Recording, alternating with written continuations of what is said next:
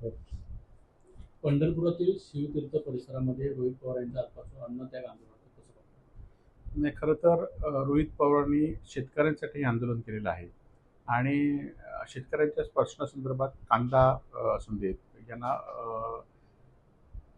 आधारभूत किंमत मिळाली पाहिजे म्हणून काही दिवसापूर्वी रस्ता रोको शेतकऱ्यांनी केला होता आणि त्याला योग्य भाव अजूनही सरकार देऊ शकले नाही म्हणून त्यांचं आंदोलन आहे. त्या आंदोलनाला आमचा पाठिंबा आहे. खरं तर हे सरकार शेतकऱ्यांच्या विरोधात हे वारंवार दिसून आलेलं आहे. आज पण कर्जमाफीची घोषणा केली आहे, परंतु कसे कर्जदार शेतकरी बसणार नाहीत हे एवढे नियम त्यामध्ये घातलेले आहेत आणि त्यामुळे या योजना फसव्या आहेत आणि त्याच्या विरोधात ते जर शेतकऱ्यांच्या विरोधात कोण आंदोलन करत असेल तर त्याला आमचा पाठिंबा राहील. 15 ऑगस्ट पूर्वी रायगडचे पालकमंत्री भरत गोगावले होते असं विधान महेंद्र दळवी यांनी केलं. कसं नाही, बघताय? खरं तर महेंद्र दळवींनी किंवा गोगोलेंनी विधान करून उपयोगाचं नाही.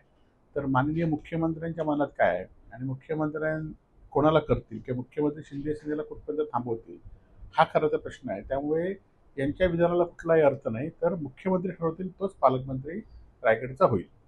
खराब प्रकरणामध्ये उज्ज्वल निकम यांची नियुक्ती केली जाणार असं माहिती समजतं. नाही, खरं तर खरात प्रकरणामध्ये उज्ज्वल निकम हे आता एका पक्षाचे खासदार आहेत आणि अनेक नामवंत वकील या राज्यामध्ये आहेत आणि त्यांनी सुद्धा अनेक चांगले खटल्यांना चांगला न्याय दिलेला आहे.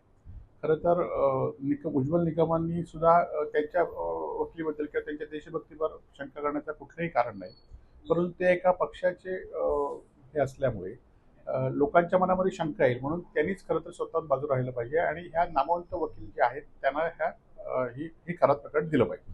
शरद पवार राष्ट्रवादी आणि काँग्रेस विलिनीकरणावर आपलं काय वाटतं? नाही, खरं तर आज जर शरद पवार साहेबांनी राष्ट्रवादी स्थापन केली आणि त्यांचाच पक्ष फोडत असतील किंवा ममता बॅनर्जींच्याच पक्षामध्ये आता उद्या हक्क सांगतील, कारण या आधी दोन पक्षामध्ये भाजप प्रणित त्या पक्षाने हक्क सांगितलेला आहे.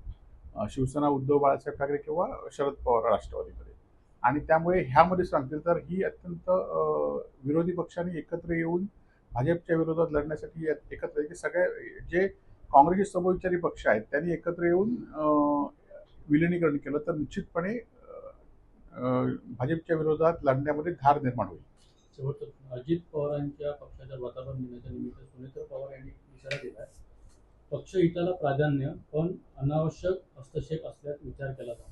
नाही, सुनेत्र पवार हे आता नवीन नेतृत्व करतायत आणि त्यामुळे राष्ट्रवादीच्या लोकांकडून सुद्धा त्यांच्या अपेक्षा आहेत.